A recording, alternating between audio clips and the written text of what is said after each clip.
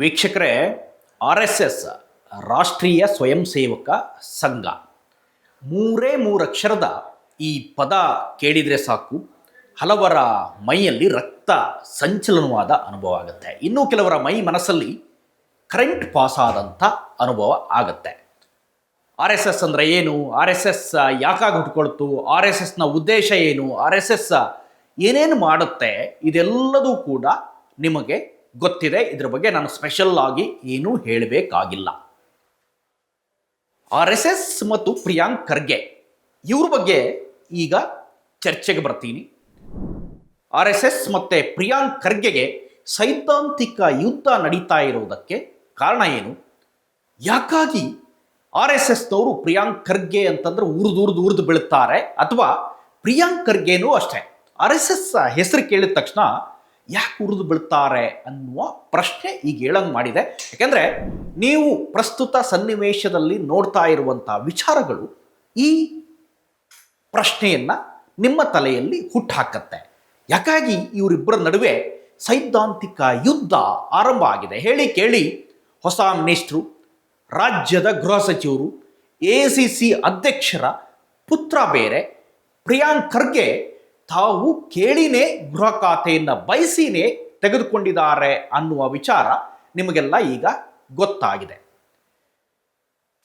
ಸದಾ RSS ಅನ್ನು ವಿರೋಧಿಸುವಂತಹ ಪ್ರಿಯಾಂಕ್ ಖರ್ಗೆ ಅವರು ನಿನ್ನೆ ಒಂದು ಸ್ಟೇಟ್ಮೆಂಟನ್ನು ಮಾಡಿದ್ದಾರೆ.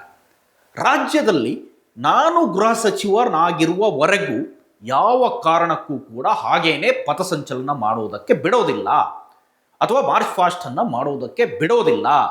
RSSನವರು ಏನೇ ಕಾರ್ಯಕ್ರಮ ಮಾಡಬೇಕು ಅಂತಂದ್ರೂ ಕೂಡ ಪೊಲೀಸ್ ಇಲಾಖೆಯ ಪರ್ಮಿಷನ್ನನ್ನು ತೆಗೆದುಕೊಂಡು ಮಾಡಬೇಕು ಅನ್ನುವ ಒಂದು ಕಟ್ಟಾಜ್ಞೆಯನ್ನು ಪ್ರಿಯಾಂಕ್ ಖರ್ಗೆ ಹೊರಡಿಸಿದ್ದಾರೆ.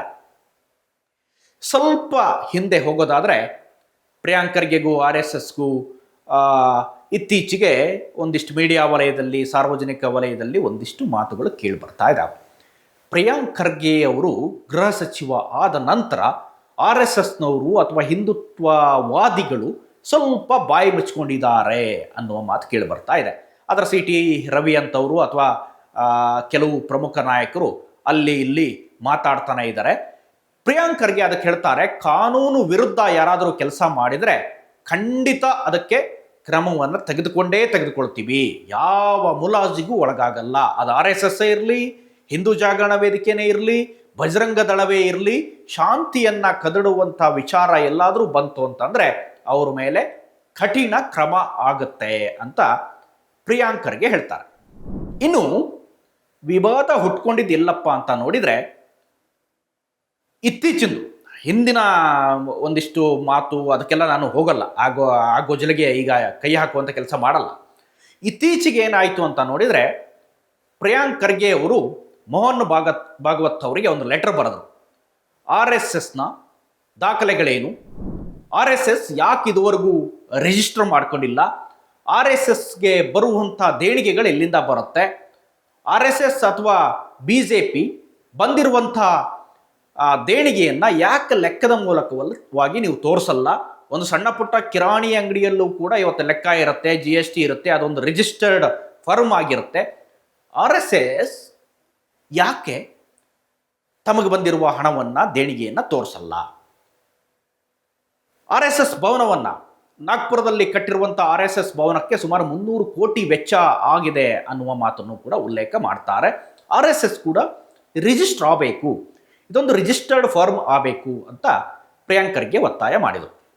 ಇದು ಪ್ರಿಯಾಂಕ್ ಖರ್ಗೆ ಅವರ ಒತ್ತಾಯ ಮಾತ್ರ ಅಲ್ಲ, ಸಹಜವಾಗಿ ಈಗ ಸಾಮಾನ್ಯ ಜನಕ್ಕೂ ಕೂಡ ಅನಿಸುತ್ತೆ, ಒಂದು ಸಣ್ಣ ಪುಟ್ಟ ಫರ್ಮ್ ರಿಜಿಸ್ಟರ್ ಆಗಿರುವಾಗ RSS ಯಾಕೆ ಇದನ್ನು ರಿಜಿಸ್ಟರ್ ಮಾಡುವಂಥ ಗುಜಲಿಗೆ ಹೋಗಲ್ಲ, ಅಥವಾ ಆ ಕೆಲಸಕ್ಕೆ ಯಾಕೆ ಕೈ ಹಾಕಲ್ಲ ಅನ್ನೋದು ಒಂದು ಸಾಮಾನ್ಯ ಜನರ ಪ್ರಶ್ನೆ ಕೂಡ ಆಗಿದೆ ಅಥವಾ ಆಗುತ್ತೆ. ಸೊ ನಮ್ಮಲ್ಲಿ ಎಲ್ಲವಕ್ಕೂ ಒಂದು ಅಕೌಂಟೆಬಿಲಿಟಿ ಇದೆ. ದುಡ್ಡು ಬಂತು ಅಂದರೆ ಎಲ್ಲಿಂದ ಬಂತು, ಹೇಗೆ ಬಂತು, ಯಾರ ಮೂಲಕ ಬಂತು, ಅದನ್ನೇನಕ್ಕೆ ಖರ್ಚು ಮಾಡಿದರು, ಆದಾಯ ವೆಚ್ಚ, ಬ್ಯಾಲೆನ್ಸ್ ಶೀಟ್, ಇದೆಲ್ಲವೂ ಕೂಡ ಕವರ್ ಆಗುತ್ತೆ. ಆದರೆ RSS ಯಾಕೆ ಈ ಲೆಕ್ಕವನ್ನು ತೋರಿಸಲ್ಲ ಅನ್ನುವ ಪ್ರಶ್ನೆಯನ್ನು ಸಾರ್ವಜನಿಕ ವಲಯಕ್ಕೆ ಇಟ್ಬಿಟ್ಟಿದ್ದಾರೆ ರಾಜ್ಯದ ಗೃಹ ಸಚಿವ ಪ್ರಿಯಾಂಕ್ ಖರ್ಗೆ ಅವರು. ಆದರೆ ಇದಕ್ಕೆ ಕೇರಳದಲ್ಲಿ ಪ್ರತಿಕ್ರಿಯೆಯನ್ನು ನೀಡ್ತಾರೆ ಮೋಹನ್ ಭಾಗವತ್ ಅವರು. ನಾವಂತ ಯಾವುದೇ ಲೆಕ್ಕ ತೋರಿಸುವಂಥ ಅಗತ್ಯ ಇಲ್ಲ ಅಂತ ಹೇಳ್ತಾರೆ.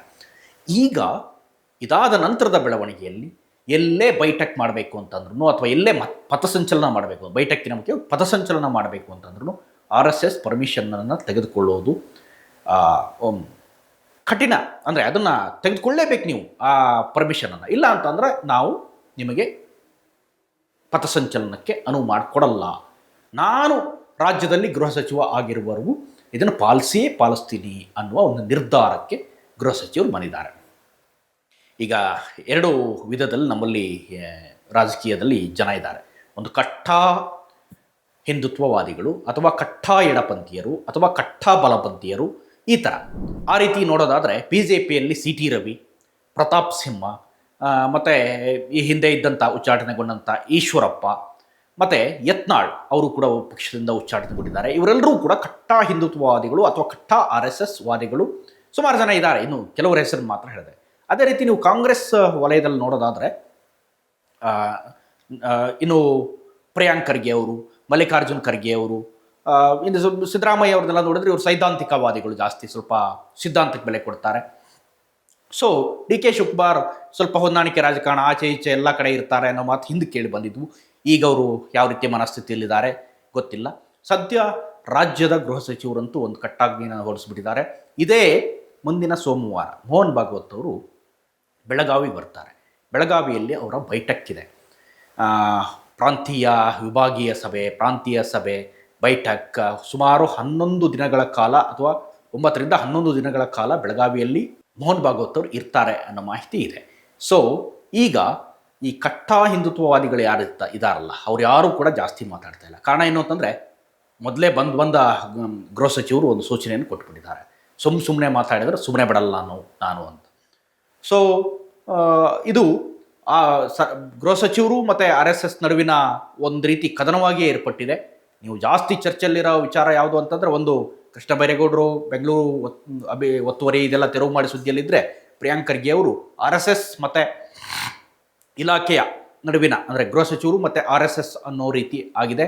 ಸೊ ಎಲ್ಲೇ ನೀವು ಪಥಸಂಚಲನ ಮಾಡಬೇಕು ಅಂದರೆ ಪರ್ಮಿಷನ್ ತಗೊಳ್ಳೇಬೇಕು, ರಿಜಿಸ್ಟರ್ ಆಗಬೇಕು RSS ಅನ್ನೋ ಮಾತನ್ನು ಹೇಳ್ತಾ ಇದ್ದಾರೆ. ರಾಜ್ಯದ ಗೃಹ ಸಚಿವನಾಗಿ ಅದನ್ನು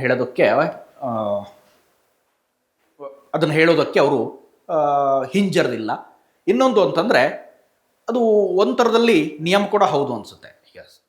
ಯಾವುದೇ RSS ಕಾರ್ಯಕರ್ತನಿಗೂ ಕೂಡ ಏನೋ ಒಂದು ಪ್ರಾಬ್ಲಮ್ ಆದರೆ ಅಥವಾ ಯಾರೋ ತೂರಾಟ ನಡೆಸಿದರೆ ಇದು ಸಹಜವಾಗಿ ಸಮಸ್ಯೆ ಆಗುತ್ತೆ. ಗೃಹ ಸಚಿವರು ರೆಸ್ಪಾನ್ಸಿಬಲ್ ಆಗ್ತಾರೆ.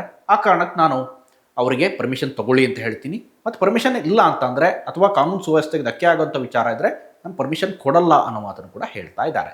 ಒಟ್ಟಾರೆ ಈಗ RSS ವಾದ ಅಥವಾ ಸೈದ್ಧಾಂತಿಕವಾದ ಅಥವಾ ಖರ್ಗೆ ನಡುವಿನ ಇದೊಂದು ಸೈದ್ಧಾಂತಿಕ ಯುದ್ಧವಾಗಿ ಈಗ ಮಾರ್ಪಡ್ತಾ ಇದೆ RSS ಮತ್ತು ಖರ್ಗೆ ಅವರ ಒಂದು ಮಾತಿನ ಚಕಮಕಿ. ಇದಿಷ್ಟು ಈ ಕ್ಷಣದ ಅಪ್ಡೇಟ್ಸ್.